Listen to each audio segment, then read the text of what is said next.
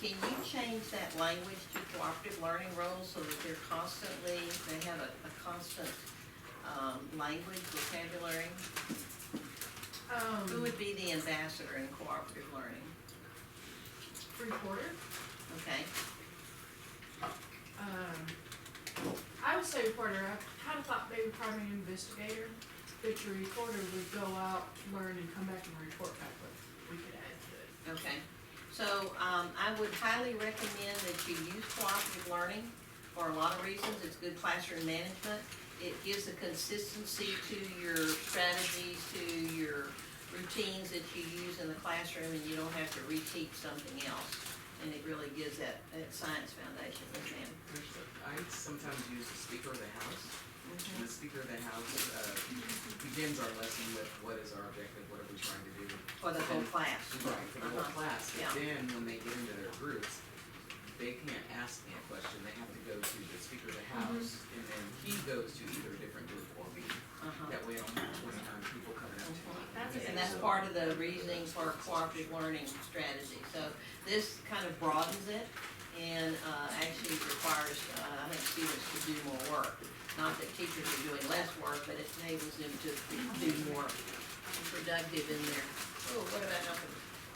We lost the dolls here.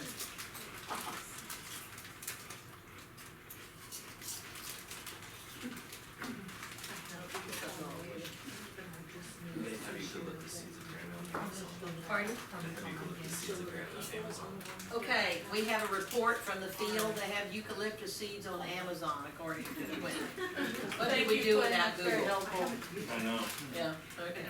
All right, so, using the cooperative learning roles really will cut down on things to have materials ready so that the materials manager is getting them out and not us passing them out, so to speak. So these would be the materials for it. So if you describe 1 drop of water on a penny, and then 2 drops, and then 3 drops, there is a handout that goes with this where you would write down what observations can you make on that. And then you would have a description of those observations, and it would, whoops, back up here. That would be your descriptive investigation, describing what a drop or 2 or 3 drops on a penny looks like, all right? Then you would go into your next one, which oftentimes begins, what the activities that you see typically begins with this, not what we just did with a descriptive investigation. Because you can actually move this from a descriptive to a correlational to an experimental design with this one. But you have to do it, you have to think about it very carefully.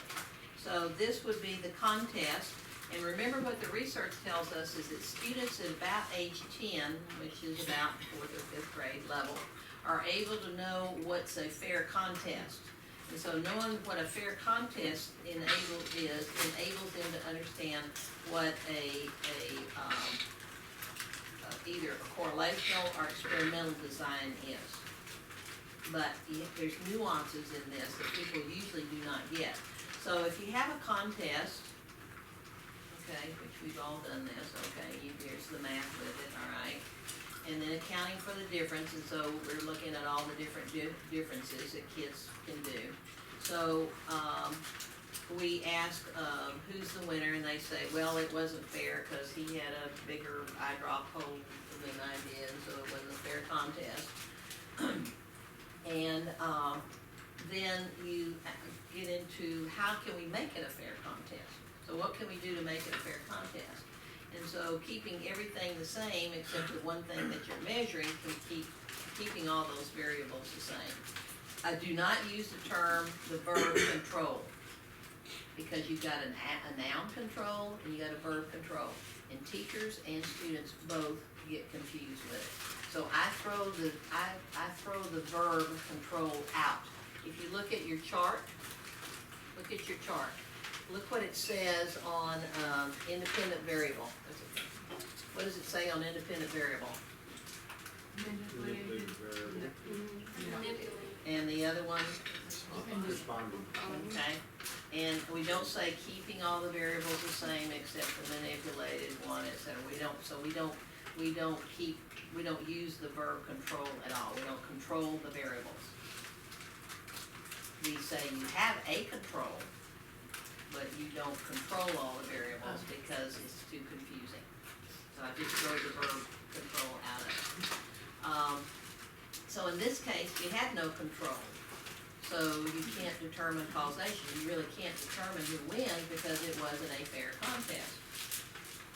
So how do you make it then a fair contest? Because you don't have any one person who is a control. So that's what we would call comparative or correlational research design, and it can be determined to link between two factors. So I would call your attention to what we have in medicine, right? So how many of you take a medicine consistently for something? Okay, you take it for what? Rheumatoid arthritis. Okay, and you take it because the research says that if you take that medicine, you're more likely to have fewer symptoms with it. Okay, I take cholesterol medication because my bad cholesterol is too high. It's a genetic thing, and so I take that medication because there's a correlation between high cholesterol and heart disease, and then there is the research has said that if I take this medication, we know it's gonna lower, because we measure it. And I'm less likely then to have any kind of heart problem with it. You often can develop if-then statements, which has to do with your variables, so, whoops, back up here. So you can say that if I take this medication, I am less likely to have heart disease problem. I can develop that if-then kind of statement with it. We already talked about it beginning at grades 4 to 5, about a fair test. And so in your TEKS, you have experimental design beginning at grade 5. And we said the problem with the TEKS at 5th grade is they left out, they're the only grade level that left out descriptive. So it's in K4 and 612. And we could not get 5th grade to correct it. And they didn't correct it even whenever they were doing the streamlining. So that means, again, you've got, as a professional, you've got to fill in the blanks that are needed with it. So we're talking about the kind of research question is going to determine what kind of design that you use. If it's what causes something, then you have to use experimental design and you have to have a control.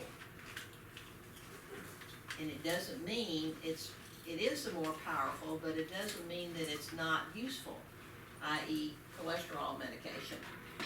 Those are correlational studies that give us a lot of medical advice, good medical advice in correlational studies. So it's not that they're necessarily weaker and not as useful, it's just that it's difficult with humans to have a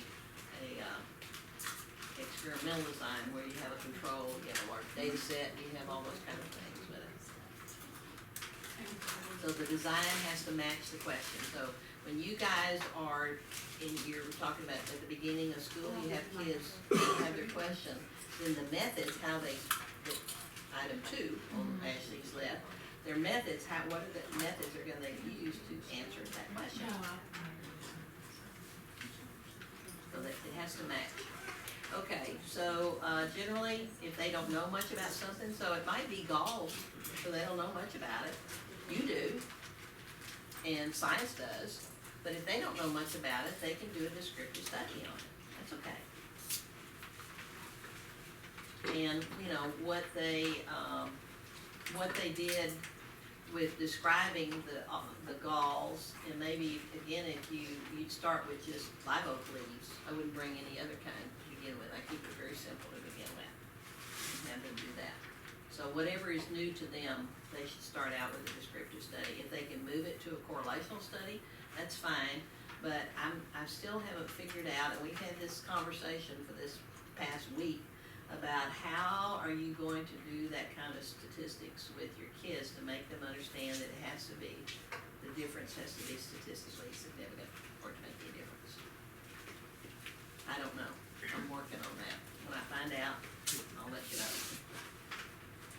All right, so those are the two kinds of research designs that you're supposed to be using from grade 5 through 12. In grade 2, K through 4, only descriptive. And they should be describing lots of things outside in their, in their schoolyard, bringing in natural materials, bringing in stuff from home. And, get your class sets of stuff. You have to have stuff to teach with. So think about what you can bring in, or what the kids can bring in, and it may be different. They'll be doing something different in August than they would in January.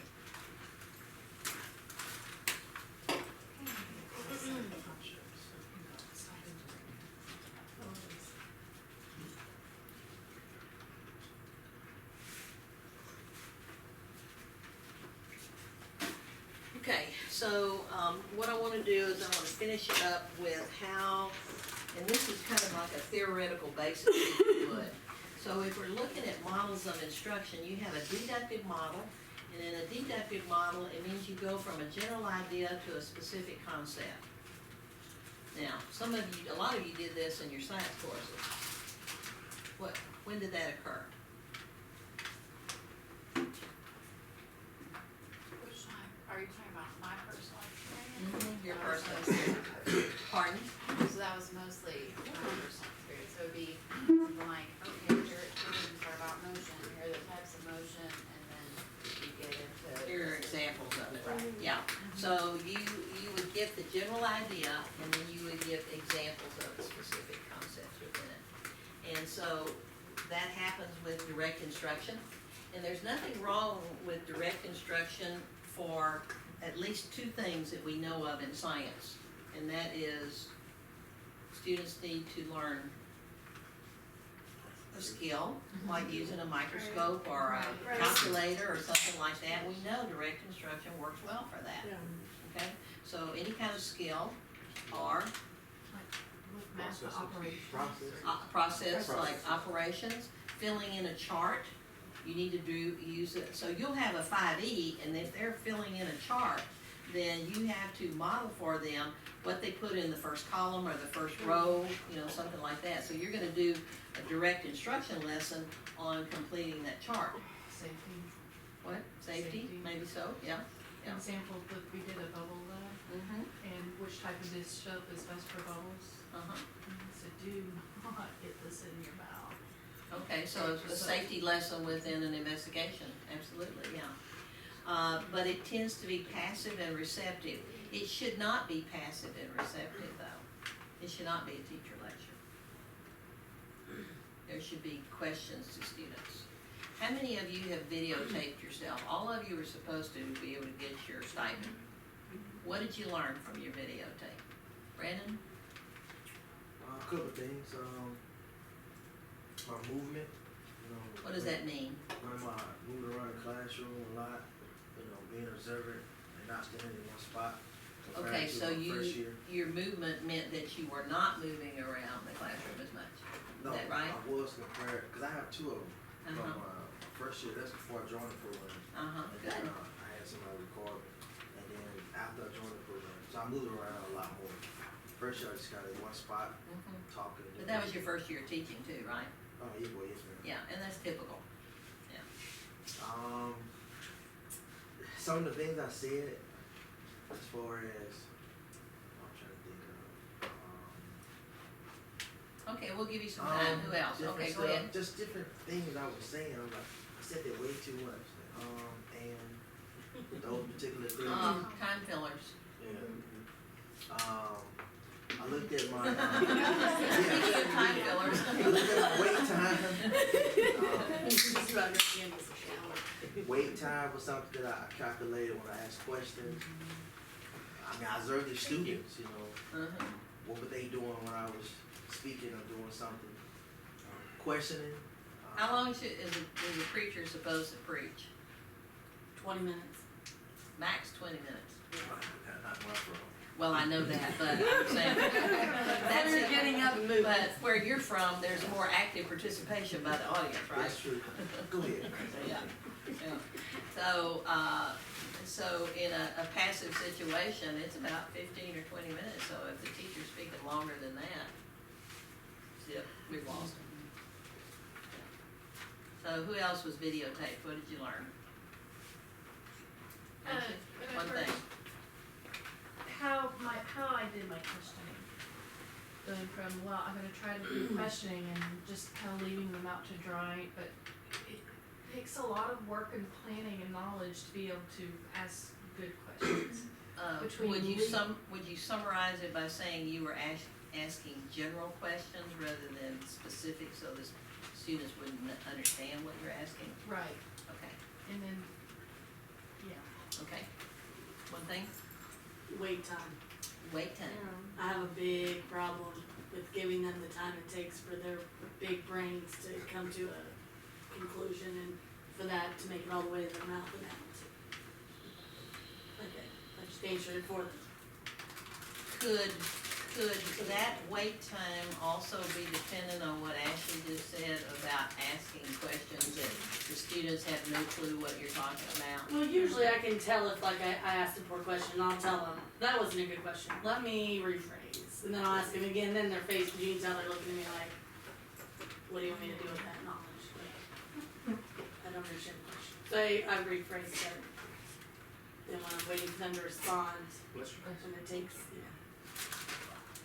There's probably something else going on, and I would think that maybe Paula coming into your classroom might help spot that. well, they don't do it when she's there. It's like their brain turns on. There's no problem. Well, that's an interesting observation. Sunshine and rainbows. Okay, Tim? I was just gonna say, throughout the day, my questioning changes. I ask the same question, but in a different way for different groups. Mhm. So what does a video tell you about where you need to improve? Understanding the level of my students that's what I got out of it. Because if I have a class with some very low students, if I try to ask them a really higher order question, they're just like, but if I bring the level of that question down a little bit, So they. there's scaffolding for them. You know, it's kind of interesting, Tim was doing Cahoots yesterday, and Sandy and I were in there, and it was kind of interesting, particularly toward the end, that the kids who were less engaged at the beginning of the class actually were more engaged with the harder questions, which we found interesting. And we were doing distributive properties, so they weren't solving for X or anything. But the questions where they had to combine like terms is when they became more engaged, and then especially after the Disney question. Okay, somebody help, Mary Lou. Well, I was gonna say, for me, the video wasn't like something that I thought was as helpful. It was more of the conversation I had with Miss McGrath. Because like the The video didn't- debriefing, the sense Yeah. making, huh? Yeah. and that was the main thing I liked the most, because the video didn't capture so much. So like when we're watching it together, we're actually talking about like what is it that she observed or she noticed when like she was like like observing the students or me with the students and all those different things. I think like the feedback from all of that was much more helpful than the video itself. So That's that's what I interesting that you said that, because we hear that a lot, that the mentors going into your classroom, or any of us going into the classroom and having that sense making has been very helpful. And what we hear is that we hear that the administrators are not doing that with you, you're not getting that kind of feedback from them. I think you have to ask for it. I think you need to. I think they need to understand that you're not afraid to, have good dialogue about how to improve your instruction, that we all want, all of us wanna do that. I mean, Alexis and Ruby and I will have a big discussion about today, because I said we're gonna do this in July, we're gonna do this in our course.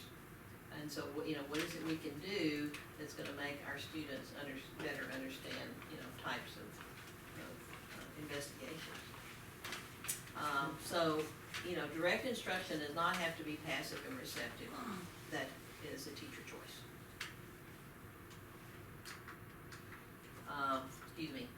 It's also what we call the cookbook that we talked about earlier.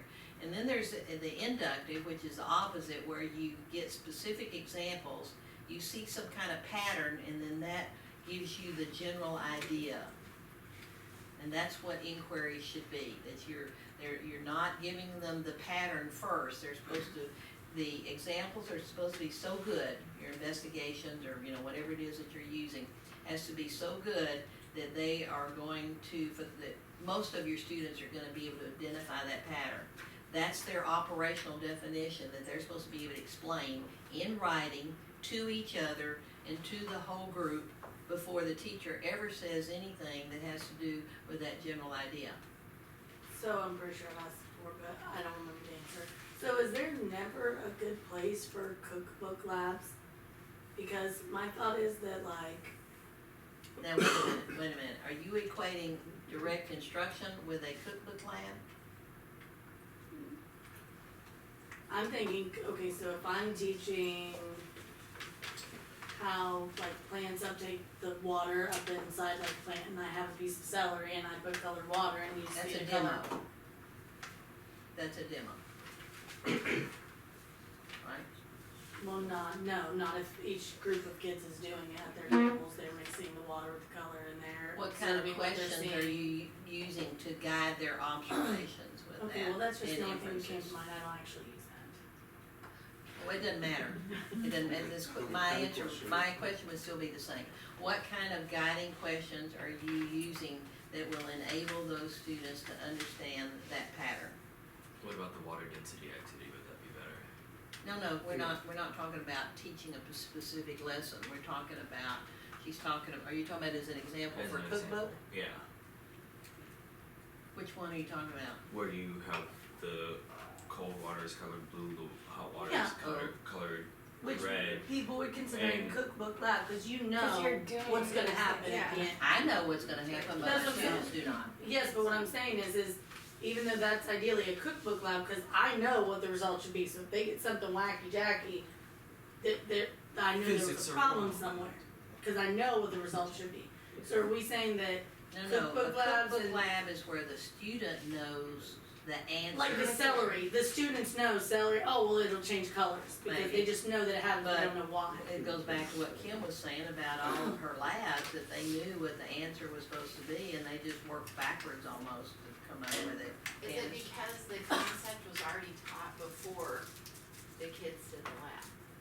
Oh, okay, Right, like that's you where I already was taught confused. this, now Yeah. you do this Now we're lab. gonna do the lab. So So this instead of happens doing- in almost every high school class. Well, that happens Here's in your concept. a lot of them. Ellen. Oh, okay, so it's really when these are going on, not necessarily that they are being used, it's when they're being used. Like if I No, teach about no, what's gonna no, happen no, to no, water. No. You never want to do a cookbook activity, lab, whatever you wanna call it, if they know the answer and all you're saying is, here, I'm gonna prove it to you, here's evidence.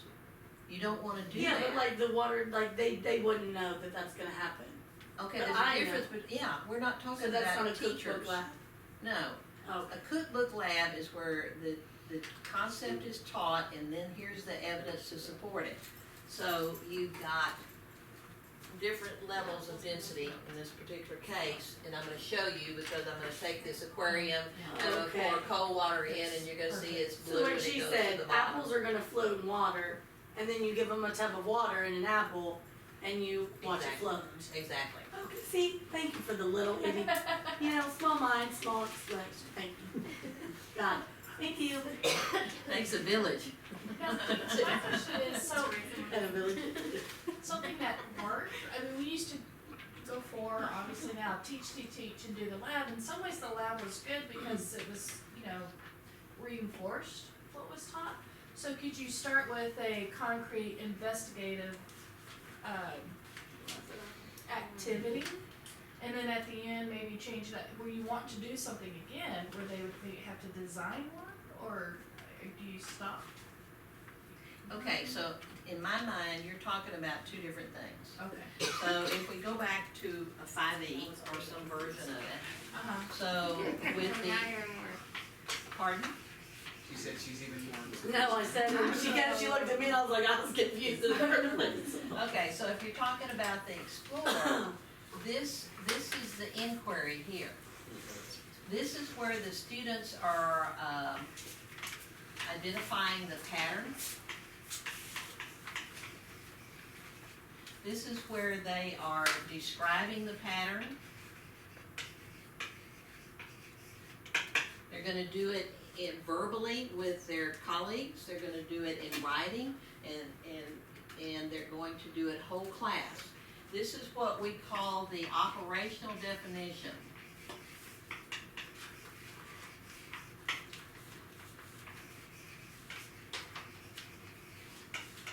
And the operational definition is simply their understanding of that concept. I don't care what you call it, and it has to occur in the Explorer. They do not know what the pattern is before this. They're discovering it in this investigation. In the Explain, the idea is that, and I tell my students, I don't care if the students are describing it here or here, but they've got to do it first before there's any kind of teacher conversation. Okay. Generally, it's said to be here. But at some point, it has to be in here before there's any kind of teacher conversation, before there's any kind of vocabulary. There's no vocabulary introduced yet. So in the Explain, the students are explaining it, and at some point after the teacher, the students clearly demonstrate that they have an understanding of the concept, then is where the teacher brings in the academic vocabulary. But not until all of this occurs first. If the students clearly understand it, then it's named with the academic vocabulary.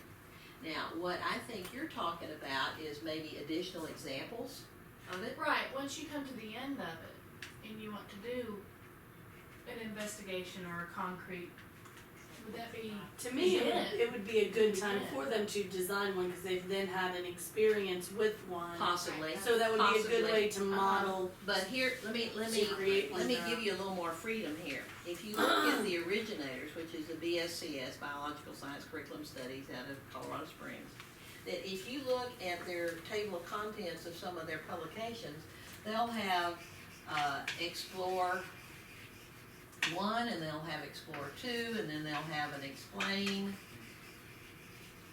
and then they'll have an Explore 3. So it's not a march through the E's. Okay. It's whatever your students need. So they may need another Explore to be able to understand that pattern better. Oh, so scaffolding is like start simple and then Yes, scaffold, yes. increase the But the rigor. also in the Explain is where you also might give a different, some more examples of that same. So, let me state it this way. So we had oat galls. So we learned about oat galls on oats and et cetera, et cetera. And then we would bring in, what was that other tree they had? I forgot. Mulberry. Mulberry, okay, so then you'd say, oh, well, by the way, it doesn't just happen, you've seen it on oak leaves, but it also happens on mulberry or whatever else it is. So that would be the example that you are giving more examples of this same pattern. Do they need to have another exploration, investigation to better their understanding of these patterns? Maybe. So you'd have another Explore, maybe even before this Explain, or maybe after this Explain. Right. So you have to design your instruction very carefully, not be held by 1, 2, 3, 4, 5, rules like that, and then decide if they need more examples or do they need to discover them on their own. Okay. Does that make better sense with it? Yeah. But a cookbook, no, never, ever. Except whenever you want to teach a process or a skill. Okay? But not for concepts in general. In science. Because in general, what you want to do is you want them to discover that pattern here in a very active way.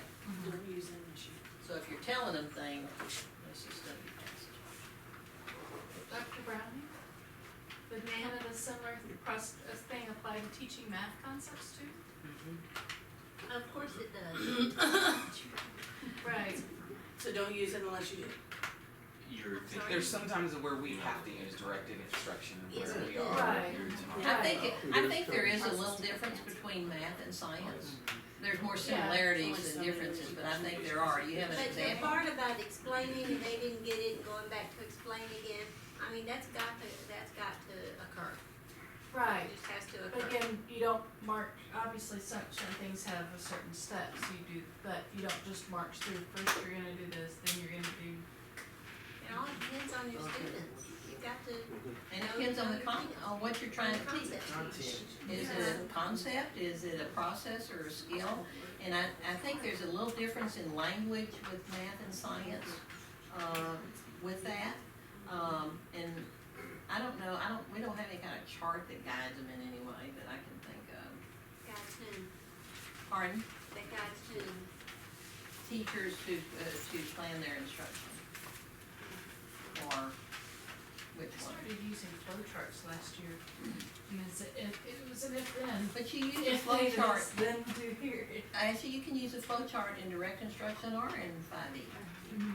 I mean, you're gonna use, they may be developing a flow chart with you here. Or they may be using a flow chart down here. Yeah, that's just a strategy that can be used a lot of different places. Even in here, what y'all say, when we're doing an activity, what I hear y'all say when I'm walking around looking like I'm really just stupid and just walking around, what y'all say determines what I do next. Even though I have this master plan, I have this beautiful PowerPoint that I've worked hours on, you know, it's what y'all say and do determines what I do next, regardless of my plan. So that goes back to the explain, explore, explain, explore, explain, explore. Remember, I always say we didn't get through half of what I had planned? Because we went this way or this way and this way, but we're gonna get there. I know what I want to hear come out of your mouths at the end of the lesson. Which goes back to the learning. Isn't It's that best bird practices. walking? Didn't they used to Know call your it bird kids. walking? I mean, Teach them that. teaching is a Right. You profession. have to get there. It is not something you can do rotely. It's one, good teachers are critical thinking, they are listening to students, just like Sandy's talking about, and they're making changes, you know, on the run, on their feet, to design instruction, just like you do with different periods. That's what Tim was talking about with his questioning strategies a while ago. I think the other thing that, I like graphics, I don't know why, I'm a visual learner, you know, so I like graphics better than I do words, but to me, this says a lot. So I'm taking these examples that I'm learning here, and I'm putting them together to discover this pattern versus this direction. Teacher giving me the pattern, fill in the row this way, or the column this way, and now you're gonna do it the way I said to do. Okay, we talked about this. There was a conversation I had with your new principal. I'm sorry. No, it was fine, it was a good conversation. Oh. But Sandy and I were sitting there talking to her, and I deliberately said that science does not teach vocabulary first. I say that to principals because it is, pardon? And she just stared at you. No, she didn't. There was a slight reaction like, really? I mean, it didn't go that far, but there was a slight reaction that I could tell. That was new information for her. Okay, so, and you need to realize that with your administrators when you're working with them, because they are not science or math specific. Probably 90% of them are not. They don't know what best practices are that are specific for our discipline. Your job is to teach them that. Your job is to bring the research to them, to bring our best practices to them. Our job is to reinforce that for you. It also is not taking the chapter first or discussing the concepts before the inquiry, just like we said. I told you I had a student teacher a few years ago. I went in And the teacher said she used the 5E. Well, I'm always leery, I've told you that, when people say they use a 5E, because usually they're not. And, thank you. And so I said, really, could you tell me about that? And she said, we do the Engage on Monday. And immediately I'm going, oh, That's no. convenient, 5 days. Yes, yes. And I said, okay, and what do you do then for their Engage? I kept a straight face. And she said, well, we have them define the vocabulary words. That's engaging. And I said, so I'm sitting here wrestling with this, 'cause I've got a student teacher in here that knows that is not correct, you know, so how are we gonna deal with this? And I said, well, you know, that's not exactly how the 5E model, was developed. I actually worked with BSCS when this happened. I mean, I know the 5E well. And I said, where did you get your training on this? And she said, Region 13. And I'm thinking, how could a service center be so wrong? Pardon? Easily.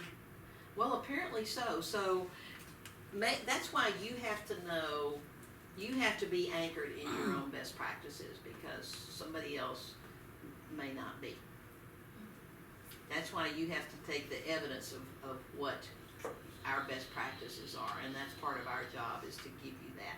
And I think most of you have said you feel, in fact, when we had the discussion with Ruby, you feel more confident, because you know what the best practices are, and you're learning, you know, more about them as you go.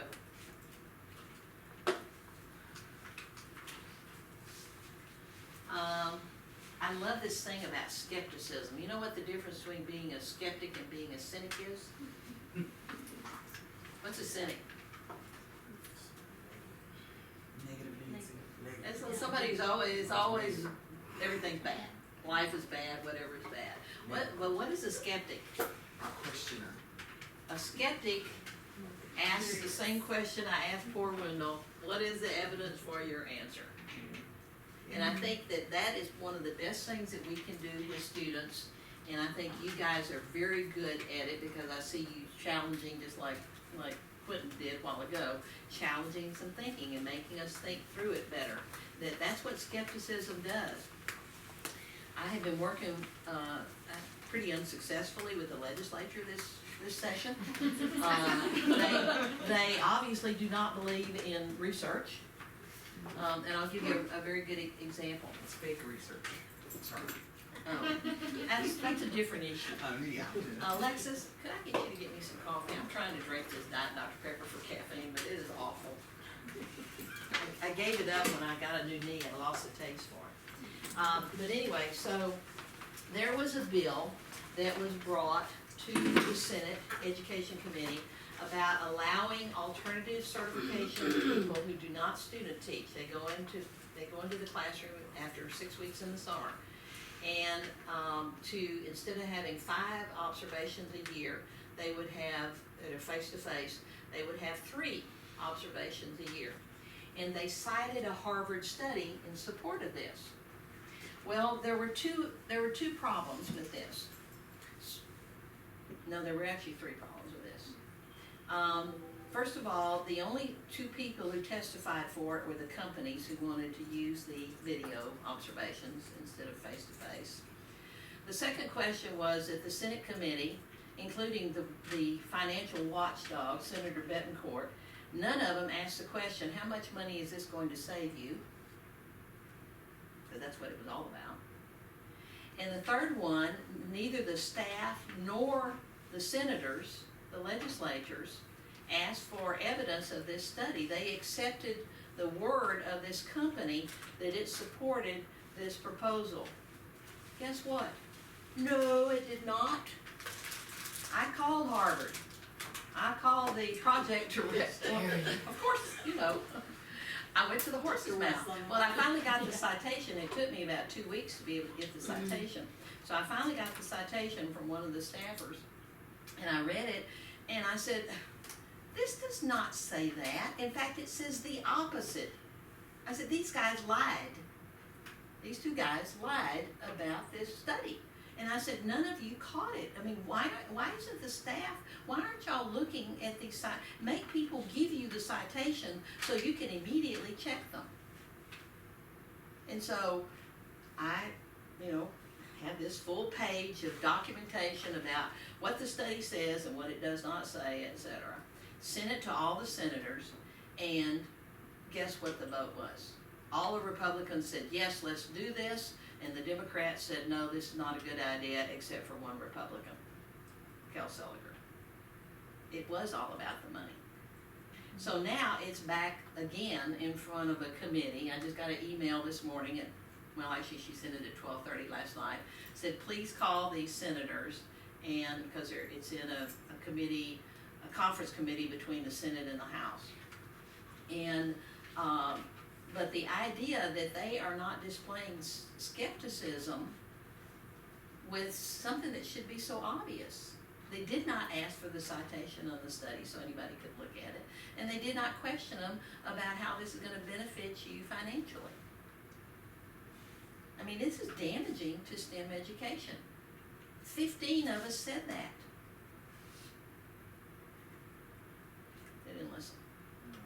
You don't have enough money, that's why. That's exactly right. The lobby runs the state, and the lobby runs the feds unless we do something about it. And I can tell you, I called my senator this morning before it was open, and I left a message about this particular bill, and I will be contacting the other ones too. But until they hear from people, it's not going to change, because we don't pay attention to it. And if you don't pay attention to what's going on, even in your school district and other places, bad things happen when good people do nothing.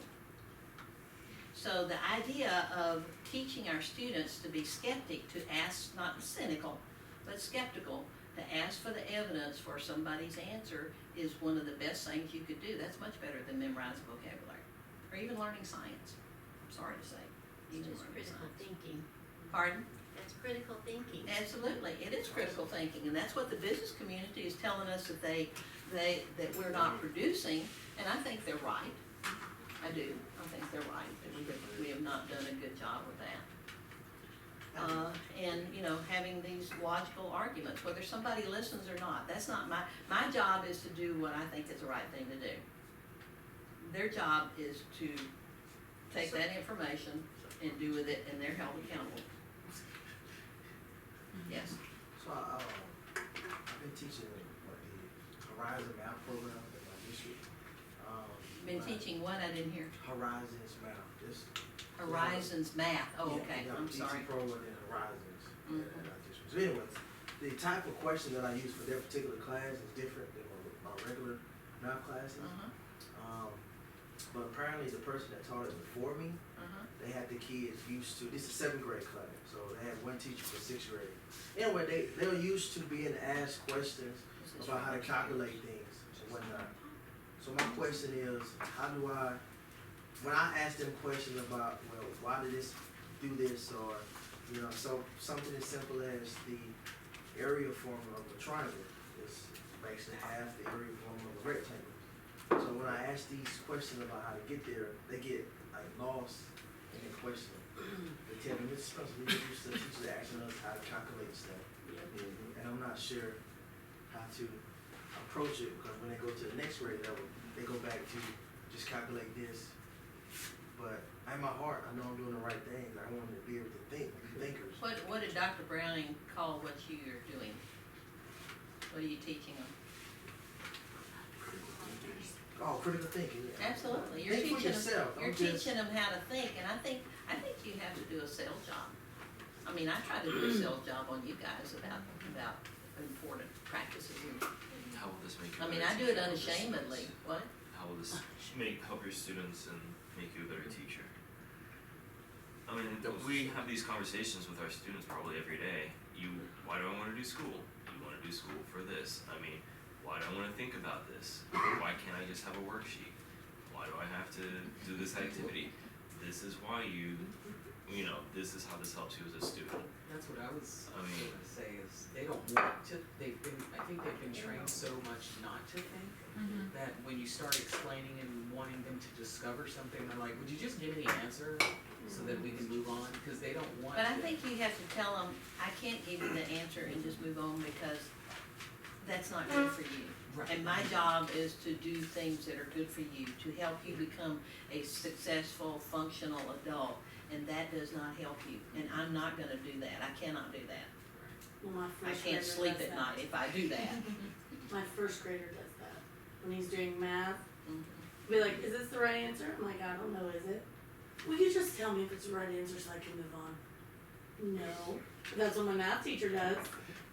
Yeah. No. The only way I can get my students to back off on something like that, well, did I do it right? It's like, oh, you're handing it to me so I can grade it now? Yeah, do they, that's no, it. you need to figure it out for your own, no, I'm not gonna tell Yeah, you, they hate keep that. going, and it's like, oh, okay, so I'm grading it right now, and I'm going to send it home. That's it. No, okay, fine, That's I'll do one it of the- myself. One of the best things I learned in this class is pretending like you're dumb. Yeah. They're doing something, they're like, is this right? I don't know. Well, It's what's really the? easy for some people to pretend that they're dumb. No. It's real easy for me. Well, this group got this, and this group got this, and we don't know who's right, and I'm like, no, y'all have to figure that out. And that kills them, it kills me too, cause I wanna help them. Yeah. Because you know, Yeah. I know where they messed up, but yeah, when It's you a just tell hard them, I skill don't to know. learn. It really is a difficult skill to learn. And I have seen teachers who've been teaching 40 years who haven't learned it yet. And so they're hurting their children actually, not allowing the children to struggle and have that cognitive dissonance that they have to have before they can figure out what they're doing. So then next year, they're still expecting to be spoon-fed. It's just awful for the kids. Brandon, one of the people that I wanted you to go, Brandon, one of the people I wanted you to go visit was Miss Schlitting, Lori Schlitting. Except she's at the high school, so we tried to get into see Zenaida, but that was, the principal would not let us in until we had gone through the, whatever it is, background check. And by the time they came through, my principal was like, well, you need to be here, like, see, we working